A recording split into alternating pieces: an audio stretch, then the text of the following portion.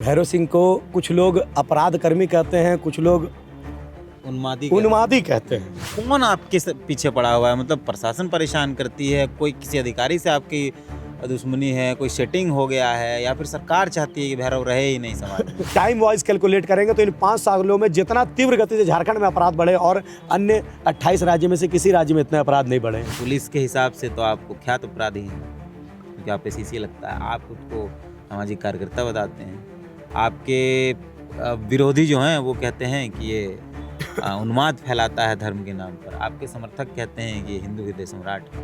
आप क्या मानते हैं? झारखंड का प्रत्येक सनातनी एक दिन भगवान बिरसा मुंडा जी के प्रत्येक वंशजों को मैं एक करूंगा, एकजुट करूंगा और झारखंड का भविष्य कैसे परिवर्तित हो, यहाँ के स्थानीय लोगों को उनका न्याय कैसे मिले, इसके लिए मैं वचनबद्ध हूँ और कार्यरत रहूँगा। भैरव कभी रोजगार के लिए सड़क पर नहीं दिखते हैं।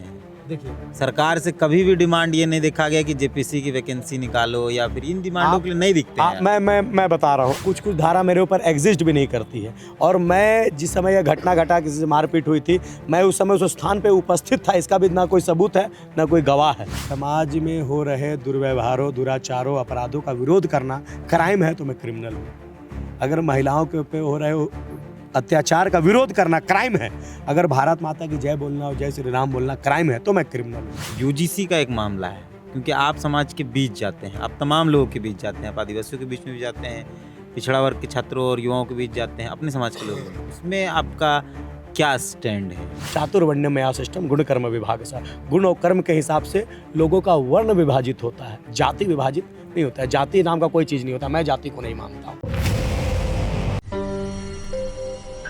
फिलहाल हमारे साथ भैरव सिंह हैं, सामाजिक कार्यकर्ता कह लें, हिंदू एक्टिविस्ट कह लें, या और किसी भी नाम से आप पुकार सकते हैं, क्योंकि रांची में अगर आप रहते हैं या रांची को आप जानते हैं तो भैरव सिंह को भी जानते ही होंगे। कई आरोप इनके ऊपर लगातार लगे हैं, लेकिन ये कहते हैं कि इनको साजिशन फंसाया जाता है हर मसले में। इंटरव्यू करने या बातचीत करने का मूल कारण यह है कि आज जब हम वीडियो को शूट कर रहे हैं, तारीख 10 फरवरी है, 9 फरवरी को इनके ऊपर जो सीसीए लगा था, जब ये जेल में थे उसी दौरान जो सीसीए लगा था उसको रिवॉक कर लिया गया है। हालांकि इनके अनुसार पूरे झारखंड बनने के बाद, अलग राज्य के बाद, 2000 के बाद ये पहला ऐसा केस है जब प्रशासन ने सीसीए लगाया और न्यायालय के दबाव में उसको रिवॉक कर लिया। इनका आरोप यह रहता है कि ये सरकार या लोग इनको परेशान करते हैं, तो इन्हीं से समझते हैं चीज़ों को। पहले तो क्या कहें हम आपको, पुलिस के हिसाब से तो आप कुख्यात अपराधी हैं, क्योंकि आप पे सीसी लगता है। आप खुद को सामाजिक कार्यकर्ता बताते हैं। आपके विरोधी जो हैं वो कहते हैं कि ये उन्माद फैलाता है धर्म के नाम पर। आपके समर्थक कहते हैं कि ये हिंदू हृदय सम्राट है। आप क्या मानते हैं उसको? मैं इस देश का एक सामान्य नागरिक हूँ, जो माँ भारती के सेवा के लिए जिसका जन्म हुआ है, और आजीवन अपने इसी वचन पर मैं कटिबद्ध रहूँगा। और जो आपने कहा कि प्रशासन कहती है कि मैं एक सक्रिय अपराध कर्मी हूँ, तो सक्रिय अपराध कर्मी का होने का जो लालछन मेरे ऊपर लगाया गया था सीसीए के द्वारा, यानी क्राइम कंट्रोल एक्ट के द्वारा, वो झारखंड माननीय उच्च न्यायालय के आदेश से उसको हटा लिया गया। आपने एक प्रश्न किया कि भैरव सिंह को कुछ लोग अपराध कर्मी कहते हैं, कुछ लोग उन्मादी कहते हैं, कुछ लोग हिंदू हृदय सम्राट कहते हैं। ठीक, मैं आप ही के मुंह से बुलवाना चाह रहा था, इसीलिए बोला। हम ही बोले ही हैं। जी, तो मैं इन सब चीज़ का, मैं किसी चीज़ का ना समर्थन करता हूँ ना खंडन करता हूँ। समर्थन इसलिए नहीं करता हूँ कि समाज में सभी कोई का अपना अपना स्वतंत्र है, सभी कोई विषय रखने के लिए।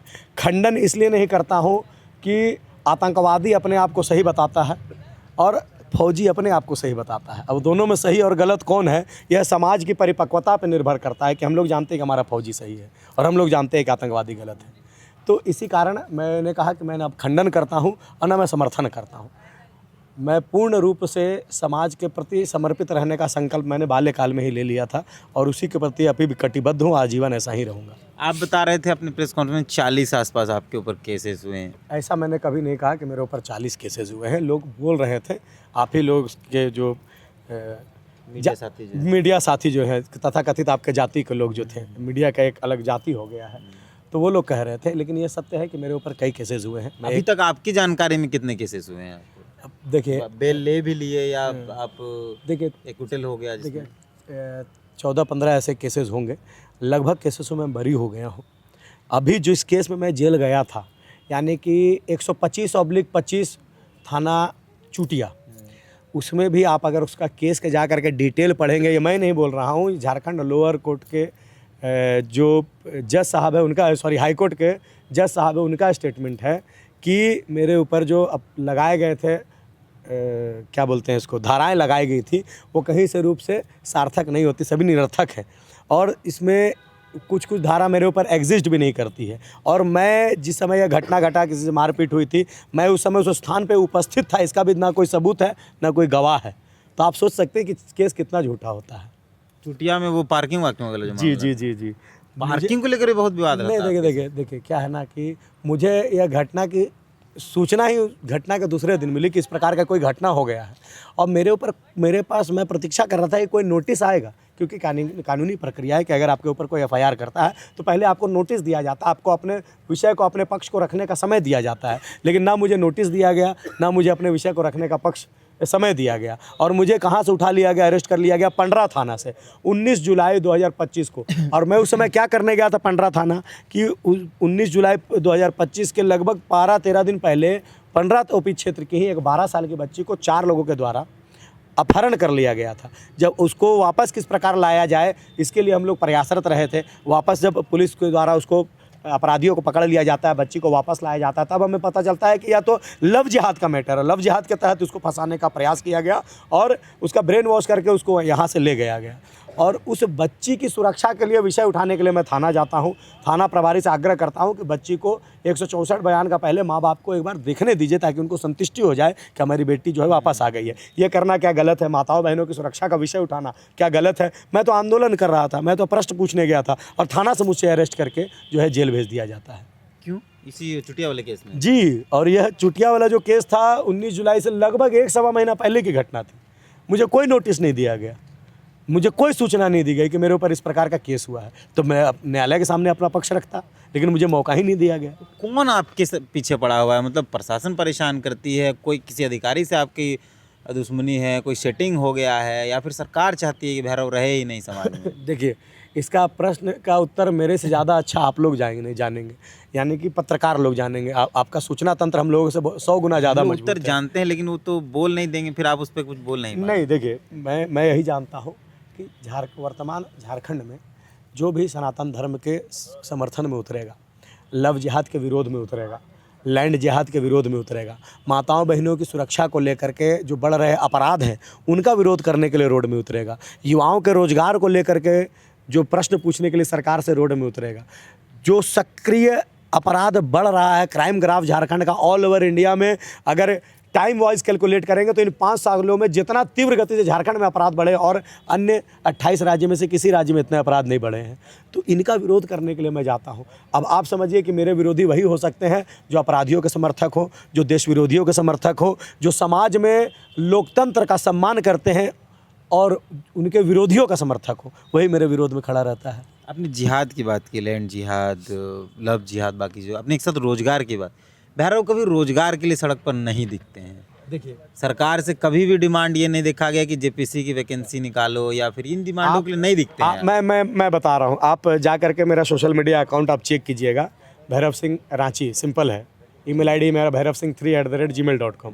आप इसमें मुझे मेल भी कर सकते हैं। मेरा आपका जो प्रश्न है उसका उत्तर आप सोशल मीडिया में जा करके देखिएगा। जब जेपीएससी का एग्ज़ाम नहीं हो रहा था उस समय मैंने ये विषय उठाया था युवाओं के साथ, बहुत सारे वीडियो आपको कंटेंट यूट्यूब में और आप फेसबुक गए होंगे समर्थन में जी। उठाया आपने नहीं? देखिए, विषय उठाना क्या होता है, मतलब जब तक मैं स्वयं 10,000 लोगों को लेकर इतना बड़ा ग्रुप है रांची के अंदर, आपके कई वीडियो जब आते हैं सैकड़ों बच्चे बैठे रहते हैं, आप बीच में खड़े होकर धर्म की बात करते हैं, समाज की बात करते हैं, लेकिन वही ग्रुप मतलब रोजगार वाले मसले में आपके साथ नहीं दिखता। मैं फिर बोल रहा हूँ, यह आपके द्वारा लगाया गया मेरे ऊपर आरोप है और मैं इसका सफाई देते हुए इतना ही कहूँगा कि जब भी समाज में भैरव सिंह की आवश्यकता पड़ती है तो भैरव सिंह रहता है। एक उसका उदाहरण दे रहा हूँ, सहायक पुलिसकर्मियों के द्वारा आंदोलन किया जाता है मुराबादी में कि 10,000 रुपया उनका सैलरी था आपको याद होगा 2 साल पहले 10,000 रुपया उनका सैलरी है, और उनको अपराधियों से और आतंकवादियों को पकड़ने के लिए और नक्सलियों को पकड़ने के लिए दूसरे स्टेट भेजा जाता है, झारखंड के सुदूर क्षेत्रों में भेजा जाता है,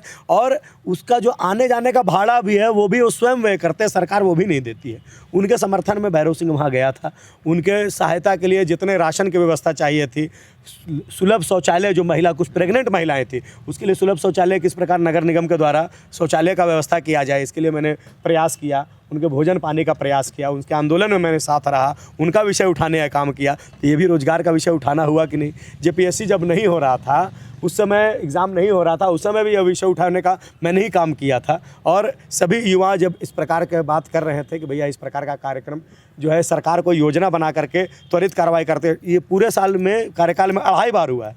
2.5 बार क्यों हुआ है आप जानते हैं? 2.5 में क्यों बोल रहा हूँ, 3 भी नहीं, क्योंकि एक आधा होते होते रह गया। तो अभी वर्तमान में फिर से निकला है फॉर्म, कुछ दिन पहले मैंने पेपर में पढ़ा था, जेपीएससी का फिर से फॉर्म निकला है। यह फॉर्म निकालने का भी कारण हम लोगों के द्वारा किया गया आंदोलन ही है कि समाज जागरूक हो, सरकार के कानों तक विषय पहुँचे और लोगों को रोजगार के लिए हम लोग किस प्रकार काम कर सके। एक और प्रश्न मैं आपको बता दे रहा हूँ, आपके प्रश्न का उत्तर। मेरे ऊपर एक FIR काके सुकुरहुट्टू में मेरा एक कार्यक्रम के ऊपर भी हुआ था। वो कार्यक्रम में मैंने क्या विषय उठाया था कि झारखंड में भारी संख्या में बांग्लादेशी और रोहिंग्या आ गए हैं, जो सबसे निम्न स्तर के हमारे जो लोग होते हैं, सबसे निम्न स्तर के जो काम करने वाले लोग होते हैं, जो बहुत ज़्यादा शिक्षित नहीं हो पाते हैं, वह मजदूरी का काम करते हैं, मिस्त्री का काम करते हैं। 400 रुपया 500 रुपया इन लोग का दिहाड़ी मिलता है, मजदूर को 400 रुपया, मिस्त्री को 550 रुपया। और जो हमारी माताएं बहनें जो सर में जो है ईटा बालू ढोती है, उनको 350 रुपया। उनका रोजगार छीनने का काम कौन कर रहे हैं? तो रोहिंग्या और बांग्लादेशी, जो 550 रुपया उनको मजदूरी मिलती है वो 300 में कर रहे हैं, जो 400 रुपया झारखंडियों को मजदूरी मिलती है वो 200 में कर रहे हैं। तो उनका रोजगार छीनने का काम कर रहे हैं। इसी को लेकर के मैंने ये विषय उठाया था, और कांके थाना में मेरे ऊपर इसी विषय को लेकर FIR हो गया था। ये क्या रोजगार का विषय नहीं था? तो आप ये प्रश्न मेरे ऊपर मत उठाइए। लालचंद, अगर आप ये कह रहे हैं कि जैसे हम लोग भी देखते हैं, मेरा अगल बगल भी काम होता है तो मुर्शिदाबाद के मजदूर दिखाई पड़ते हैं, लेकिन हम यूपी बिहार के मजदूरों को देखते हैं, ठेला घुमचा लगाते हैं, यूपी बिहार के लोग भी लगाते हैं। तो अगर आप ये आप कह रहे हैं कि यहाँ के लोगों को रोज़गार नहीं मिल पाता है, बांग्लादेश रोहिंग्या से आए लोगों को रोज़गार मिल जाता है, तो बिहार यूपी से आए लोगों को रोज़गार मिल जाता है। ऐसे कई जगह हैं जहाँ यहाँ के लोगों को नहीं मिला, और वहाँ यूपी भी जितना आउटसोर्सिंग कंपनी है वहाँ, ये तो चल, आप जितना कोल माइंस का इलाका देख लीजिए, वहाँ पे तमाम जो लोग हैं 80 से 90% लोग वो बिहार यूपी से आते हैं, ठेकेदार लगभग, क्योंकि वही लोग होते हैं। तो ये भी तो रोज़गार का विषय, इस पर भी तो बोलना चाहिए ना। केरल, कर्नाटक, आंध्रा, छत्तीसगढ़, मध्य प्रदेश, ये सब क्षेत्र में भारी संख्या में आपको झारखंडी मजदूर मिल जाएंगे। जाते हैं, एकदम जाते हैं। तो विषय ये है कि इसको सुदृढ़ तरीके से, योजनाबद्ध तरीके से किस प्रकार की योजनाएं लाई जाएं कि यहाँ के स्थानीय लोगों को यहाँ के स्थानीय स्थान पे ही, लोकल स्थान पे ही रोजगार। एकदम मैं स्वीकार करता हूँ, मैं पूर्ण रूपेण इसका समर्थन करता हूँ, लेकिन मैं इस देश के किसी भी नागरिक का विरोध नहीं कर सकता हूँ।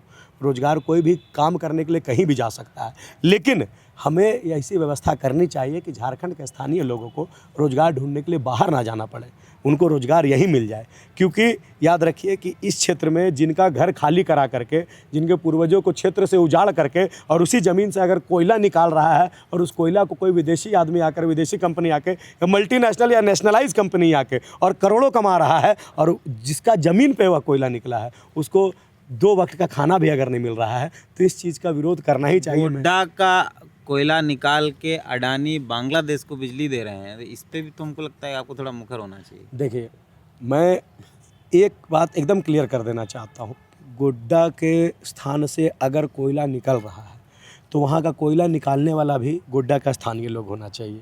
वहाँ के भले आप इंजीनियर हो सकता है कि हमारे क्षेत्र में ज़्यादा पढ़ा लिखा नहीं है, सही वास्तविकता है। यह झारखंड का जो है दुर्भाग्य है कि हमारे क्षेत्र से बहुत ज़्यादा पढ़े लिखे लोग अगर हो जाते हैं तो विदेश जाके काम करने लगते हैं, नहीं दूसरे स्टेट चले जाते हैं। तो हो सकता है कि इंजीनियर या कोई साइंटिस्ट या फिर मैकेनिकल इंजीनियर, केमिकल इंजीनियर लोगों का कमी हो, मजदूरों का तो कमी नहीं है, मैनेजरों का तो कमी नहीं है, असिस्टेंट मैनेजरों का तो कमी नहीं है, तो और वर्कर्स का तो कमी नहीं है। तो स्थानीय जहाँ का कोयला, जहाँ का ज़मीन, जहाँ के लोगों का ज़मीन, जहाँ के लोगों का कोयला, जहाँ के लोगों का नदी, जहाँ के लोगों का बालू, उन लोगों को प्राथमिकता मिलनी चाहिए रोजगार को लेकर के। आगे अब आप क्या करेंगे? आपका CCA भी रिवॉक कर दिया गया, आप उत्सव नहीं बोले, मतलब खुशी ही मना रहे हैं, और बाकायदा आप जेल से बाहर भी निकल गए, तो आगे क्या प्लानिंग है? देखिए, जिस कार्यक्षेत्र में मैं सक्रिय था उसी कार्यक्षेत्र में सक्रिय रहूँगा और माँ भारती की सेवा के लिए, माँ सरना की सेवा के लिए, भगवान बिरसा मुंडा जी के दिखाए गए जो आदर्श हैं, उनके द्वारा दिखाया गया जो मार्ग है, उस पे चलने का मैं काम करता आया हूँ। आगे भी इसी मार्ग पे चलता रहूँगा और मैं आपको विश्वास दिलाता हूँ आपके चैनल के माध्यम से कि एक दिन झारखंड का प्रत्येक सनातनी, एक दिन भगवान बिरसा मुंडा जी के प्रत्येक वंशजों को मैं एक करूंगा, एकजुट करूंगा और झारखंड का भविष्य कैसे परिवर्तित हो, यहाँ के स्थानीय लोगों को उनका न्याय कैसे मिले, इसके लिए मैं वचनबद्ध हूँ और कार्यरत रहूँगा। पूरे झारखंड की बात कर रहे हैं, आपको ऐसा नहीं लगता कि जेल में 6 महीने रहने के बाद जब वो वापस आए तो आपके समर्थकों में थोड़ी कमी हुई है? क्योंकि पहले जिस भैरव सिंह को हम लोग देखते थे, पूरा क्राउड, भीड़, आज वो थोड़ा कम लगता है, तो नहीं लगता कि थोड़ा क्रेज में कमी हुई है? ऐसा आपको क्रेज लगता बढ़ा है? है? देखिए, ऐसा आपको लगता है। मैं क्रेज और समर्थक और फॉलोअर्स ये सब पे विश्वास नहीं करता हूँ। मैं इतना जानता आपका हूँ। पेज चलता है भैरव सिंह समर्थक के नाम? हाँ, चलता होगा, एकदम चलता है। मैं चलता होगा मतलब चलता है, वो पेज मैं नहीं चलाता हूँ। आप देखे हैं? हाँ, मैं देखा हूँ, बहुत सारे पेजेस हैं। मैं अभी ये भी क्लियर करता रहा हूँ कि भैरव सिंह नाम से ही बहुत सारे पेजेज हैं। मैं आपको किस में जानेगा लोग, यही ओरिजिनल है? अब देखिए भैया, अगर आप कोई जो खुद से हैंडल पेज- करते होंगे। जी, मैं भैरव सिंह नाम का एक पेज है, ब्लू शर्ट में। बहुत दिन से मैं सोशल मीडिया में बहुत ज़्यादा एक्टिव नहीं रहता हूँ, क्षमा चाहता हूँ। एक रंग बिरंगा शॉल ओढ़े हुए है। अब वो फोटो को लेकर भी 3-4 पेज लोग बना लिए हैं। अगर कोई पेज में कुछ गलत आपत्तिजनक विषय होता है तो अपने कार्यकर्ता लोग जो सक्रिय रहते हैं उसको देखते हैं। मेरे नाम से किसी पेज में अभी तक कोई गलत काम नहीं, मिसयूज़ नहीं किया गया। अगर कोई मिसयूज़ करेंगे तो मैं उनको किस प्रकार से दंड देना है इसके लिए मैं न्यायालय के पास जाऊँगा। समर्थक घट रहे हैं उस पर? नहीं, ऐसा नहीं है समर्थक घट रहे हैं। देखिए, मेरे समर्थक है बहुत सारे लोग, ऐसा नहीं है। मेरे विचार के, मेरे कामों के, मेरे कर्मों के समर्थक हैं। अगर मैं जिस प्रकार का एडवाइजरी बोर्ड के सामने मैंने विषय रखा था कि अगर समाज में हो रहे दुर्व्यवहारों, दुराचारों, अपराधों का विरोध करना क्राइम है तो मैं क्रिमिनल हूँ। अगर महिलाओं के ऊपर हो रहे अत्याचार का विरोध करना क्राइम है, अगर भारत माता की जय बोलना और जय श्री राम बोलना क्राइम है तो मैं क्रिमिनल हूँ। तो मैं केवल और केवल ये बताना चाहता हूँ कि मैं जो कार्य करता हूँ उस कार्य का लोग समर्थन करते हैं। जिनको अच्छा लगेगा वो साथ चलेंगे, जिनको अच्छा नहीं लगेगा उनके स्वयं की मानसिकता क्या है वो स्वयं जाने। कोर्ट में जो बहस हुआ या कोर्ट में आपके वकील ने जो अपना दलील रखा, आपका जो पक्ष रखा गया, उसमें सबसे इम्पोर्टेंट क्या था जिसको आप चाहें कि वो जनता को? देखिए, हाँ, ये जो एडवाइजरी बोर्ड बना था माननीय सीसीए के लिए, उसके सामने मुझे प्रस्तुत किया गया। मैं जेल से निकल करके हाई कोर्ट गया। माननीय उच्च न्यायाधीश 3 लोग वहाँ बैठे हुए थे, ठीक है। और पता नहीं इस विषय को डिस्क्लोज करना चाहिए कि नहीं, मैं उनका नाम नहीं ला रहा हूँ। माननीय न्यायाधीश, हाँ, माननीय न्यायाधीश वहाँ बैठे हुए थे। उन्होंने मुझसे प्रश्न किया, मेरे क्वालिफिकेशन के बारे में पूछा कि कितने पढ़े हो। मैंने कहा कि sir, I have completed my MBA with HI and marketing dual specialization. I have lots of certificate related with extra curricular activities also. Sir के सामने माननीय उच्च न्यायालय ऐसे बोल लेते हैं जी। देखिए, हम लोग सुने नहीं, हम पहली बार सुन रहे हैं एक्चुअली। तो मैंने जो विषय उनके सामने रखा, मैंने MBA किया है HR से। स्किपा में मैं बहुत बड़े बड़े जो प्रशासनिक अधिकारी हैं उनके साथ मेरे 15 दिन का जो है कोर्स हुआ था वो मैंने किया है। जॉलीवुड फिल्म मेकिंग कोर्स मैंने किया है। IRDA का एग्ज़ाम मैंने एक बार में क्लियर किया है। और एक्स्ट्रा कैरिकुलर एक्टिविटीज़ के बहुत सारे सर्टिफिकेट, जैसे एनवायरमेंटल मैनेजमेंट कोर्स हो गया, और भी ऐसे बहुत सारे सर्टिफिकेट्स मेरे पास हैं। और मेरा जो जॉब हुआ था वो पहली बार जेट एयरवेज़ में मुझे रिक्रूट किया गया था। लेकिन आज अगर मैं वो जॉब ज्वाइन कर लेता तो हो सकता है किसी मल्टीनेशनल फ़्लाइट कंपनी में एयर सेक्टर क्षेत्र में मैं किसी विदेश में जाकर के कोई अच्छा सैलरी पैकेज में काम कर रहा होता। लेकिन मैंने देश सेवा चुना। यही विषय मैंने माननीय उच्च न्यायाधीश के सामने भी रखा था। उन्होंने मुझसे प्रश्न किया तो बोले तुम्हारे ऊपर क्यों लगाया गया CCA? तो मैंने बताया कि सर, मैंने भारत माता की जय का नारा लगाया है और मैं जो है अपराधियों का और आतंकवादियों का विरोध किया है, इसी कारण मुझे CCA लगा दिया गया। मुझे लगता है कि उन्हें मेरा उत्तर अच्छा लगा होगा, तो उन्होंने जो है सरकार को आदेश दिया कि मेरे ऊपर से CCA हटाइए। किसी भी तरह से यह प्रूफ नहीं होता है कि भैरव सिंह एक सक्रिय अपराधकर्मी है। अपराधकर्मी कौन होता है? बहुत सारे जो मर्डर किए हैं, गोलियां चलाते हैं, बम चलाते हैं, डकैती करते हैं, चेन स्नेचिंग करते हैं, धमकी देते हैं, रंगदारी मांगते हैं। इस प्रकार का तो एक भी केस मेरे ऊपर नहीं है। मैं क्रांतिकारी हूँ, मैं डरता नहीं हूँ।